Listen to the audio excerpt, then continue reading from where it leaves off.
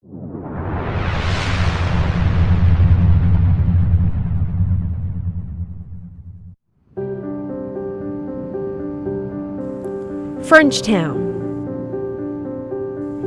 It is considered one of the oldest neighborhoods in the state of Florida.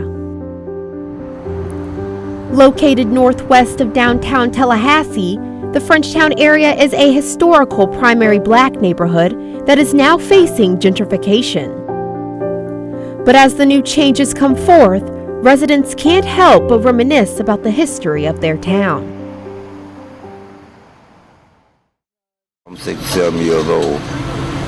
I can remember when Frenchtown was the place to be. First of all, you have to realize this. This is a drug area.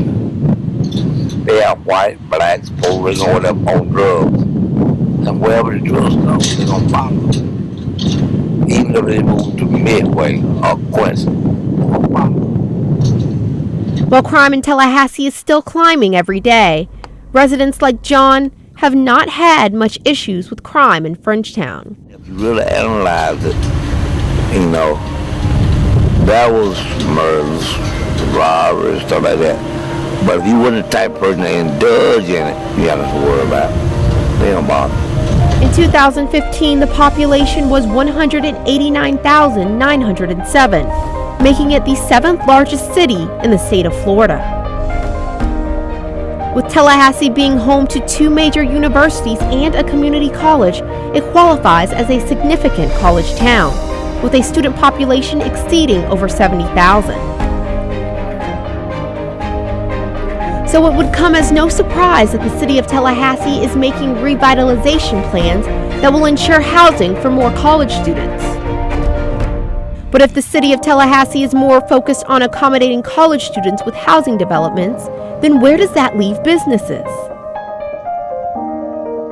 More specifically, black businesses in the Frenchtown area.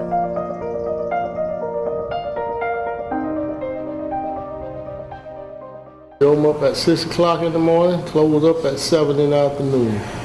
Take appointments early in the morning. Sometimes I take appointments all through the day. All depends on how my schedule runs. I've been here about 18 years. I've seen a lot of things been coming through Frenchtown, a lot of buildings being torn down, a lot of buildings being built. Once upon a time, Frenchtown was home to several small businesses. Well, you had a lot of black-owned businesses down here in Frenchtown. A lot of those buildings been torn down and moved away, and then now you got the Renaissance Center where you go and pay the light bill and all that different stuff. Like I said, you had a lot of old houses and stuff back up in the neighborhood, so all of those are gone. Now you got a lot of student apartments. Those apartments that was right across the road right there, they tore all of them down. Now they finna get ready to come up with some new ones. And now affordable housing is the city's goal. Well, they're pretty much dedicated to the college students, but we're going to hang in there till long as they let us. With new developments appearing every year, there is a chance some businesses may be forced to sell. I knew it's coming. I can see it happening. Because once you go and build $1 billion operation going on across the road, this old building ain't going to be able to stay here, making the property value drop.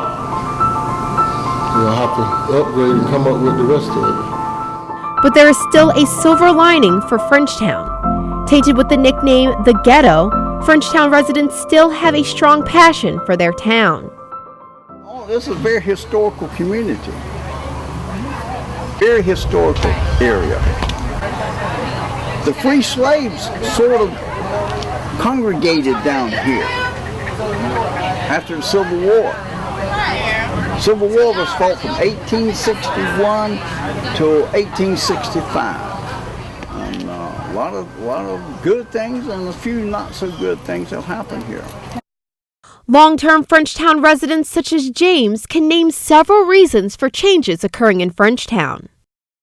It's because of population. Changes such as a rise in crime have not gone unnoticed.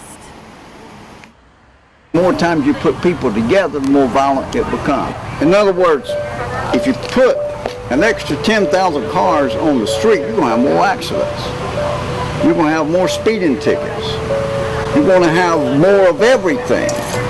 And if you put an extra 10 or 15 or 20 or 30,000 people in a community, you're going to have more crime.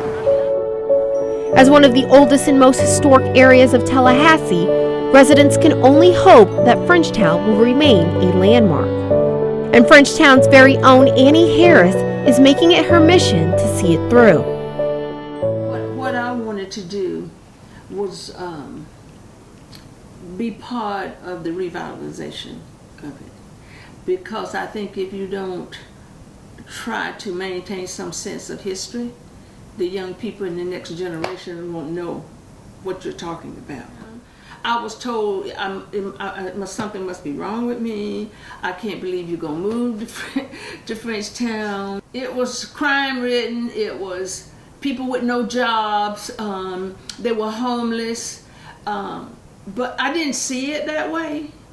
I was just taught that you give back, and if you can do something, you get out there and do it. And I just felt like I could make an impact. Annie and many others are grateful for revitalization efforts to make Frenchtown a safer place.